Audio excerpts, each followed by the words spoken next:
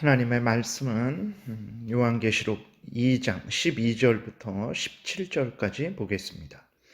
요한계시록 2장 12절부터 17절 우리 한 목소리로 같이 봉독하겠습니다. 보가모 교회의 사자에게 편지하라. 좌우에 날성검을 가지신 이가 이르시되 내가 어디에 사는지를 내가 아노니 거기는 사탄의 권좌가 있는 데라. 내가 내 이름을 굳게 잡아서 내 충성된 증인 안디바가 너희 가운데 곧 사탄이 사는 곳에서 죽임을 당할 때에도 나를 믿는 믿음을 저버리지 아니하였도다. 그러나 내게 두어 가지 책망할 것이 있나니 거기 내게 발람의 교훈을 지키는 자들이 있도다. 발람이 발락을 가르쳐 이스라엘 자손 앞에 걸림돌을 놓아 우상의 제물을 먹게 하였고 또 행음하게 하였느니라. 이와 같이 내게도 니골라 당의 교훈을 지키는 자들이 있도다. 그러므로 회개하라. 그리하지 아니하면 내가 내게 속히 가서 내 입의 검으로 그들과 싸우리라. 귀 있는 자는 성령이 교회들에게 하시는 말씀을 들을지어다. 이기는 그에게는 내가 감추었던 만나를 주고 또 흰 돌을 줄 터인데 그 돌 위에 새 이름을 기록한 것이 있나니 받는 자밖에는 그 이름을 알 사람이 없느니라. 아멘. 기도드리겠습니다. 살아계신 하나님 아버지 감사를 드립니다. 이 시간 하나님의 말씀을 전하고 듣사오니 성령께서 잘 깨달아 알게 도우시고 알려주시는 대로 믿고 따르게 도우소서. 사탄의 권좌가 있는 곳에서도 믿음을 굳게 지킬 것이고 또 싸워 승리할 것이고 또 예수 그리스도와 함께 영생을 누리게 될 줄을 믿습니다. 감사드리고 예수 그리스도의 이름으로 기도드렸습니다. 아멘. 오늘은 이제 예수 그리스도께서 버가모 교회에 대해서 말씀하시는 내용이 기록되어 있습니다. 12절에 보게 되니까 버가모 교회의 사자에게 편지하라. 좌우에 날성검을 가지신 이가 이르시되 라고 이렇게 기록이 되어 있어요. 예수 그리스도는 어떤 분이냐? 좌우에 날성검을 가지신 이다 라고 이렇게 우리에게 알려주고 계십니다. 이것은 무엇을 의미합니까? 악한 사탄과 그 무리들을 쳐서 멸하시는 예수 그리스도를 의미하는 것입니다. 계시록 19장에도 보게 되면 예수 그리스도께서 사탄의 그 무리들을 입의 검으로 다 멸하시는 내용이 기록되어 있어요. 그래서 좌우에 날성검을 가지신 이라고 이렇게 표현하는 것은 사탄과 그 무리들을 쳐서 멸하시는 예수 그리스도라는 것을 증거하고 있는 것입니다. 왜 이렇게 좌우에 날성검을 가지신 이로 이렇게 소개를 하시냐 그랬을 때에 13절에 보게 되면 그 버가모 교회가 있는 곳이 사탄의 권좌가 있는 곳이기 때문에 그렇습니다.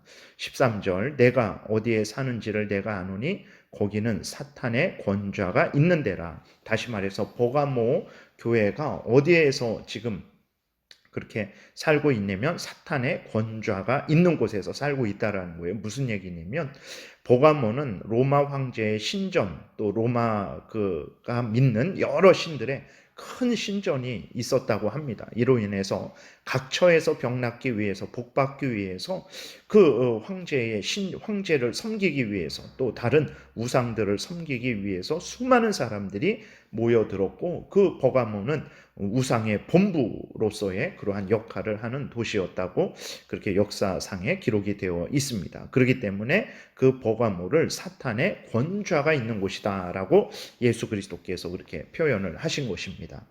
우리가 분명히 또 마음에 새겨야 될 것은 그 우상을 섬기고 사탄의 권좌는 어떤 곳이냐 그랬을 때에 바로 사탄의 권좌는 이제 하나님 외에 인간이나 자연 만물이나 꾸며낸 무엇을 신으로 섬기게 하는 그것이 바로 사탄의 권좌라는 것을 우리가 늘 기억을 해야 되는 것입니다. 그래서 우리로 하여금 하나님을 멀어지게 한다든지 하나님의 뜻을 어기게 하는 그러한 어떤 유혹이 있을 때는 아주 철저하게 경계하고 끊어버려야 되는 것입니다.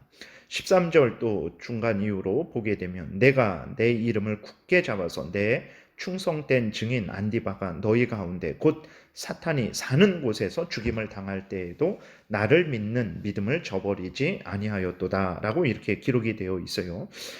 그러니까 이 버가모 교회에 안디바라는 하나님의 성도가 있었는데 사탄이 사는 곳, 즉 로마 황제를 숭배하는 신전이나 아니면 다른 우상들을 섬기는 그 신전 앞에서 이제 죽임을 당한 것을 말하는 것입니다.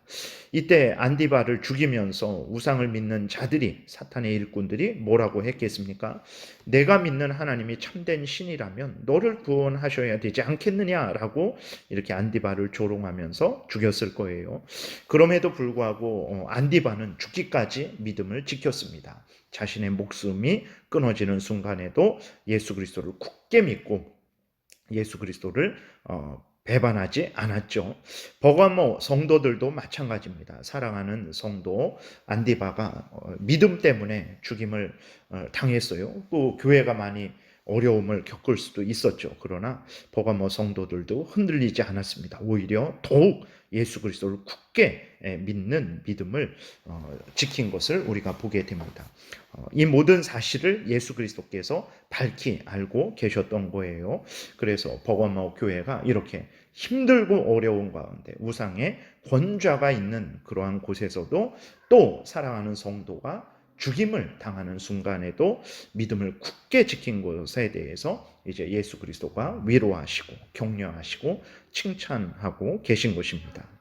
그런데 이러한 대단한 버가모 교회임에도 불구하고 또 잘못하는 부분들이 있었습니다. 14절에 보게 되니까 그러나 내게 두어 가지 책망할 것이 있나니 거기 내게 발람의 교훈을 지키는 자들이 있도다.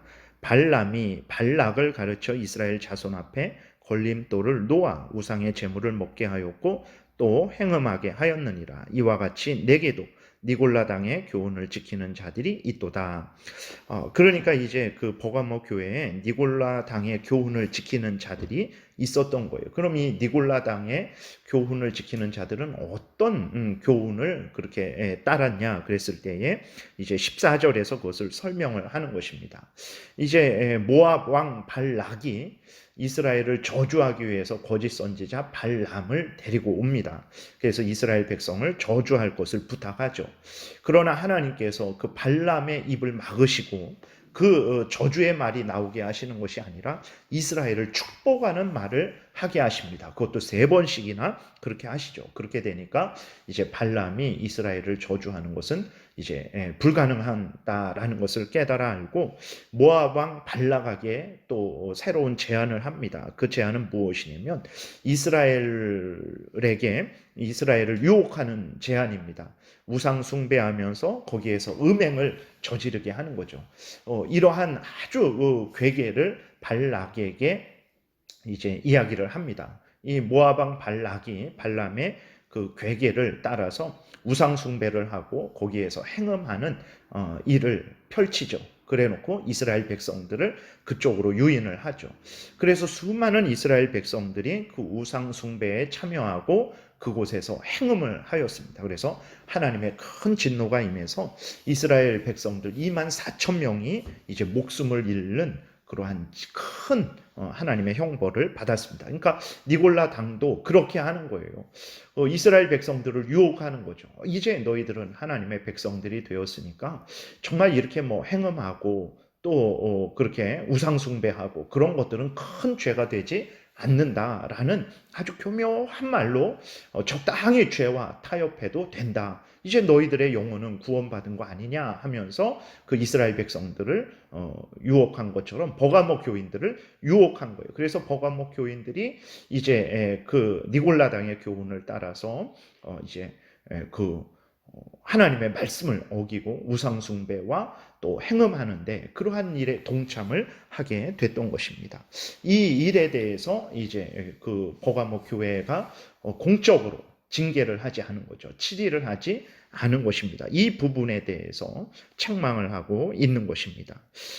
정말 우리도 깨어 있어야 됩니다. 정말 오늘날에도 이러한 발람의 교훈으로 그리스도인들을 유혹하는 일들이 많습니다. 정말 이제 하나님 앞에 하나님의 백성이 되었으니까 이제는 세상의 이생의 자랑거리들, 안목의 정욕거리들, 인간의 탐욕, 정욕을 따라서 살아가도 된다라는 것으로 교묘하게 유혹을 하죠. 그래서 정말 하나님 은혜 안에서 복받는 것이 하나님의 뜻이다라고 이렇게 유혹을 해서 하나님을 경외하고 그 명령을 따라 살아가는 것이 그리스도인의 본분인데 그것을 바꾸어 버리는 거예요. 이 세상에서 잘 되고 형통하고 병 낫는다면 뭐 그 어떤 점쟁이나 무당을 찾아가도 그 이단적인 사람을 찾아가도 된다라고 그렇게 교묘하게 유혹을 하는 것입니다. 보세요. 그 수많은 그리스도인들이 정말 병 낫고 또 어떤 어려운 문제를 해결하고 또 이 세상에서 잘 된다고 하면 정말 이단적인 사람들도 많이 찾아갑니다. 그리고 심지어 점쟁이나 무당을 찾아가는 그리스도인들도 있는 거예요. 여러분, 그러한 행위는 발람의 그 괴계를 따르는 것이라는 것을 기억해야 됩니다. 그러한 행위에 대해서 하나님은 진노하시는데 이스라엘 백성 2만 4천 명을 한 번에 죽이실 정도로 그렇게 진노하신다라는 것을 우리가 기억하고 이러한 교묘한 유혹에 대해서 우상숭배, 그 다음 행음, 나아가서 하나님과 멀어지게 하고 정말 우리의 탐욕을 따르게 하는 그러한 교묘한 유혹에 아주 깨어서 맞서야 되는 것입니다. 그래서 이제 예수 그리스도는 이러한 죄악에 대해서 적절하게 징계하지 못하고 치리하지 못한 부분에 대해서 책망을 하시고 또 그러한 죄에 동참한 자들에 대해서 회개하라 명령을 하고 계시는 거예요.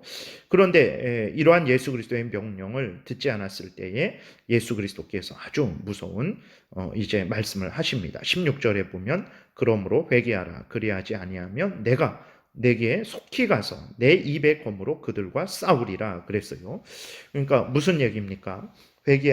그들 회개하지 않으면 회개하지 않는 자들에 대해서 예수 그리스도의 입에 검으로 싸우시겠다라는 것입니다. 그러니까 그 니골라당에 대해서 그리고 또 그들뿐만 아니라 그 니골라당의 유혹에 빠져서 범죄했으면서도 회개하지 않는 자들에 대해서도 예수 그리스도가 싸우시겠다라고 이렇게 말씀을 하고 계시다라는 것을 우리가 기억해야 되는 것입니다. 그래서 우리가 정말 회개하지 않으면 범죄하고 하나님을 거역하는 그러한 죄를 졌음에도 불구하고 회개하지 않으면 하나님께서 우리에게 은혜를 주시지 않고 하나님께서 우리에게 진노하신다라는 것을 우리가 분명히 깨달아 알고 작은 죄악도 그냥 넘어가서는 안 되고 철저히 회개하는 그러한 신앙생활을 해야 되겠습니다. 17절에 보게 되면 귀 있는 자는 성령이 교회들에게 하시는 말씀을 들을지어다. 이기는 그에게는 내가 감추었던 만나를 주고 또 흰 돌을 줄 터인데 그 돌 위에 새 이름을 기록한 것이 있나니 받는 자 밖에는 그 이름을 알 사람이 없느니라 그랬어요. 감추었던 만나를 주겠다 하셨어요.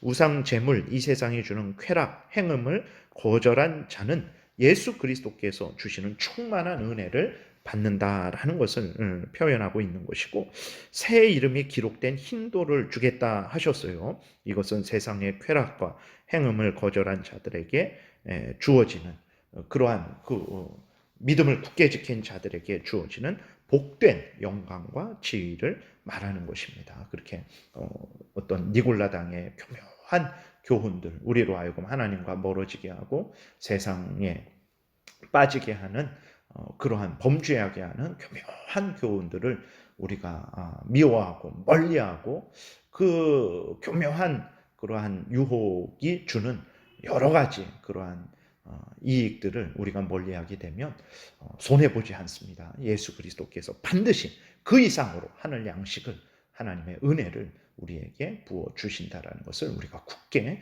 믿어야 되겠습니다. 기도드리겠습니다. 살아계신 하나님 아버지, 오늘도 은혜를 내려주셔서 감사를 드립니다.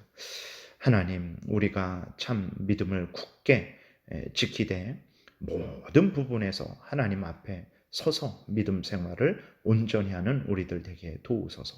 어느 한 부분은 잘하지만 어느 한 부분은 니골라당의 교훈에 빠져서 새 속에 빠져드는 그런 어리석은 잘못을 범하지 않게 도우소서.